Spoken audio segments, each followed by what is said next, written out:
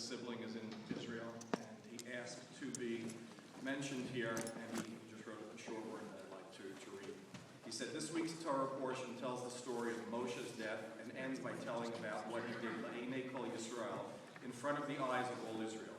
I would like to tell you some of the things our Moshe Yehuda Zal did that may not be apparent to everyone.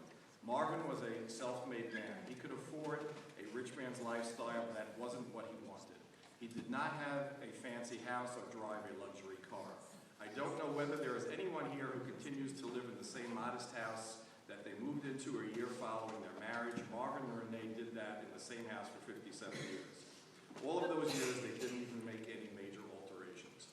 While Marvin did sometimes travel first class, he regularly took the Long Island Railroad and subways rather than cabs and limos. Instead, he used his money to provide for the needs and educational expenses of his children and grandchildren and to support innumerable charitable organizations. Marvin didn't just give money, he gave freely of his prodigious energy and talents, and he was deeply involved in all the mostos that he served.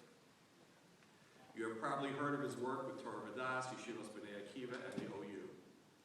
There was a time that I envied Marvin, not for wealth, but for the kibbut of aim which he demonstrated. I was away for many years in various out-of-town positions, and he bore the increasingly difficult burden of serving and supporting my parents. He did it with a full heart.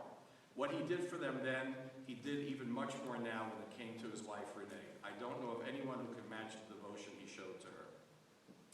I feel blessed that we were able to spend the last 10 days of his life together, enjoying meals, reminiscing with old friends, swimming, sharing the nachas of our children and grandchildren, nieces and nephews. We had the schus of helping to make those some of the best days he had in the last number of years. I can't end without expressing a hakara satov to Rabbi Pelkowitz, who had a special relationship with Marvin ever since he came to the White Shul 57 years ago. There was a deep friendship between them. Rabbi Pelkowitz was his rabbi. He attended his classes with devotion. The relationship that Rabbi Pelkowitz and his rebbetzin had with Marvin and Renee was extraordinary and must be noted. The report of Moses' death is followed by chazak, chazak, v'nischazek. When an important man passes, we have to bind together and strengthen each other to make up for the loss. While it is impossible to replace a beloved brother and someone who was such a force in the Jewish community, somehow we have to try and make up for the loss that we all have suffered. We are grateful to Hashem for the years that he was given to us and for the wonderful children, great-grandchildren, great-grandchildren that Marvin had the schus to enjoy and who will be a great comfort to us all. In these days, Ben Kesel Asar, when Jews are supposed to unite, let us all resolve to work together to help make up for the loss of our community and our family have suffered.